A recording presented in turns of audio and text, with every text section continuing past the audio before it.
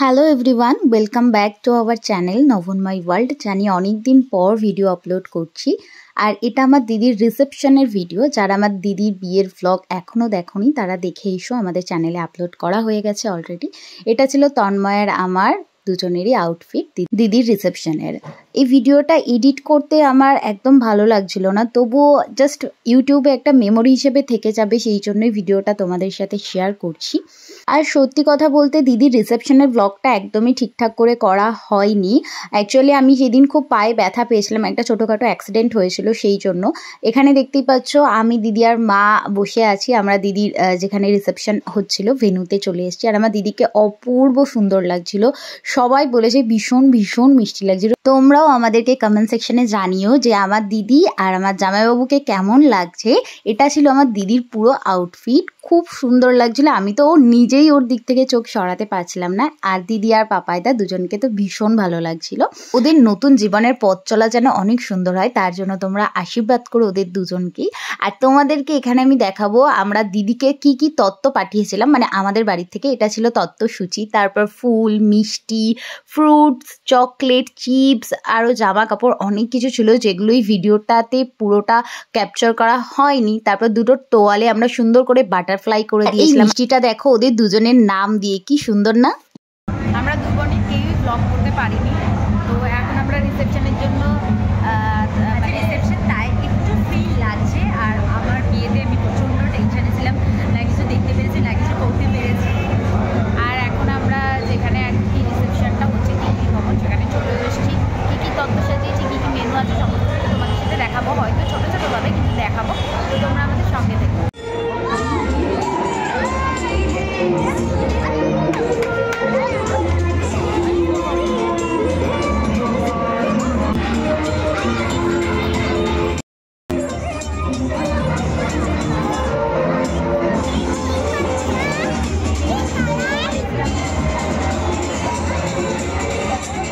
তোমাদের একবার গেটটা দেখিয়ে দিই। এভাবে ফ্লাওয়ার্স দিয়ে সুন্দর করে সিম্পলভাবে ডেকোরেট করা হয়েছিল।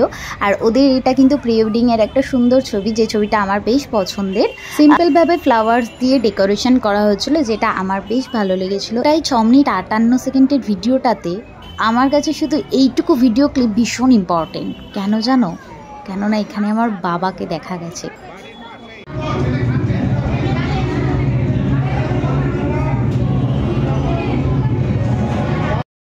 সকাল থেকে অনেক ব্লান্ডার হয়েছে আমার সাথে। আমি দিদির হাত কাপড়টাও নিচে দেখতে পারিনি। আমি একটু বেরিয়েছিলাম, আমার দরকার ছিল। রাস্তায় হঠাৎ করে একটা সাইকেল স্ট্যান্ড করা ছিল, সেটা আমার পায়ের উপর পড়ে যায়, তো আমার পায়ে ভীষণ ব্যথা, গলা বসে গেছে, জ্বর। তো দেখে হয়তো বুঝছো না, দিদির বিয়েটা সাজবো না এটা তো হতে পারে না। তাই রিসেপশনের ব্লগটা আমি সেরকমভাবে করতেও পারছি না। তবু অল্প অল্প ক্লিপ নিচ্ছি, তোমাদের সাথে শেয়ার করবো এই জন্য। তো দেখতে থাকবো। এখন সবাই মোটামুটি চলে যাচ্ছে, এরপর আমরা খাওয়া দাওয়া করবো, নাচানাচি করবো, আর কী কী মেনু আছে সেটাও তোমাদের সাথে শেয়ার করবো। তো দেখতে থাকবো ব্লগটা। যখন ভেন্যু মোটামুটি ফাঁকা, তখন আমি আর তন্ময় একটু ছবি তুলছিলাম, ফোন ফটোশ্যুট যেটাকে বলে আর কি। আমার ভাই আমাকে ছবিগুলো তুলে দিচ্ছিল। আর এই এই এটা রিসেপশন।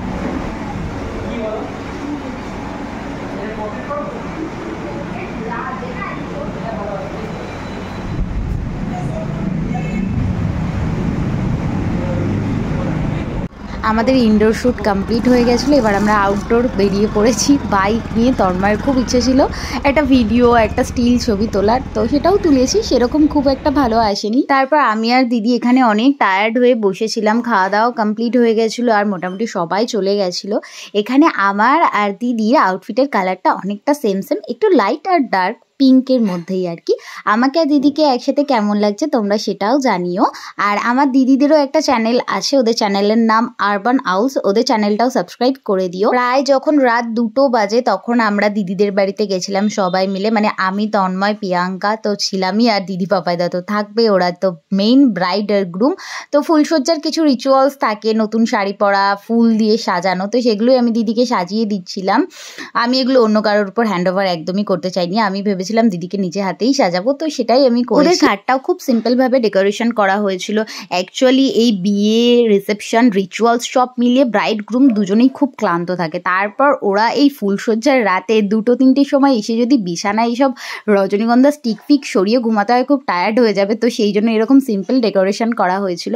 আর আমার দিদিকে এই ফুলগুলো সব পরে ভীষণ মিষ্টি লাগছিল। তোমরা কিন্তু কমেন্ট সেকশনে অবশ্যই জানিও আমার দিদিকে কেমন লাগছে। আর তন্ময় ওর দিকে পাপাইদাকে রেডি করছিল, মানে ব্রাইডকেও যেমন নতুন জিনিস পরতে হয়, গ্রুমকেও কিন্তু নতুন পাঞ্জাবি পরতে হয়, সেটাই আর কি পাপাইদার সাথে ছিল তন্ময়। আর এখানে দেখো দিদিকে ফুল দিয়ে সাজানো হয়ে গেছে। দাঁড়াও পাটাশিটা পরানো বাকি আছে, ওটা পরার পর তো দিদিকে পুরো ঠাকুরের মতো লাগছিল। এটা দেখে তো দিদি বলছে এটাও আছে, এটা খুব ভারী বোন। তারপর আমি কি করব, ধরতে পারছি না, একা পাপাইদাকে ডেকেছি, বলছি তুমিই ধরো তোমার বইয়ের বাঁধার পাটাশি। তারপর পাপাইদা আমাকে হেল্প করে দিচ্ছিল। বলে না দরকারে কিছু পাওয়া যায় না, এখানে একটা ক্লিপ কাটা কিচ্ছু আমি খুঁজে পাচ্ছিলাম না। তারপর যাই হোক অনেক খোঁজাখুঁজির পর একটা ক্লিপ আর কাটা পেয়েছিলাম, কোনো মতো এটাকে আমি আটকে দিয়েছিলাম।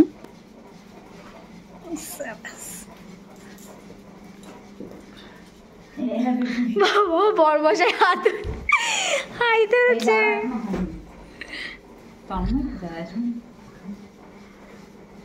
ও বাবা, এটারও ছাপাতে